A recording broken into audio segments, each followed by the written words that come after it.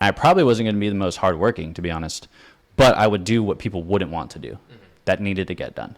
And that was how I was going to make myself valuable to the company. And at each opportunity, that's what I've adopted essentially. And what I found in my first few opportunities was that mindset and that approach to things is it goes unnoticed, or it doesn't go unnoticed. Senior staff, your coworkers, your teammates will see you're willing to do the dirty work that no one else is willing to do. So this guy's a team player. They will give you more opportunities and you will earn trust that way. And so just for me, speaking as I don't think I'm the most talented individual out there. I don't think like I'm some special person that can do all these things. So I have to go above and beyond and see what is going to make me valuable. And for me, that was doing the things that people didn't want to do, because eventually I knew that my opportunity to do what I wanted or to grow would come. Yeah. And it's interesting you say that, because most professionals I meet, regardless of the career that they're in, especially when they're starting out, they're doing the grunt work. They have to prove themselves. Yep. And especially when it comes to software sales, like I've been doing that since I graduated college 2019.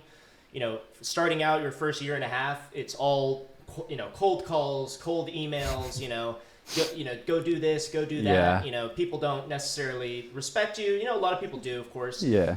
But it's, every one of my mentors was like, hey, you're in the dirtiest years of your life, do the dirty work, hustle your butt off, and it won't go unnoticed, to your point.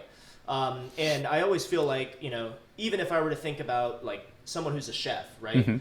You could make a fantastic meal and be an absolutely incredible chef, but let's say you don't like to clean, you don't like to work with other people. Yeah. If I'm an employer of that restaurant and I want to hire an employee, hey, yeah, this guy's the best chef I've ever seen before, but holy cow, he can't work with other people. Yeah. Well, maybe I'm going to go with this other guy who's a real team player. He's invested in growing. He's willing to do the dirty work. So I think it's important where it's like, even if you are talented about something, have a little humility, because you're going to need that, especially early in your career, or, you may, cap out how much you're growing and developing. Yeah. And there's always going to be someone that's better than you at something until you reach the absolute pinnacle, and then you're operating at a different stratosphere than the rest of us, Totally. Yeah, it's just the willingness to do the hard work, the willingness to be like a good team member. I think it's really underrated in today's age where, rightly so, everyone is an individual and we want to treat ourselves like we're a special individual.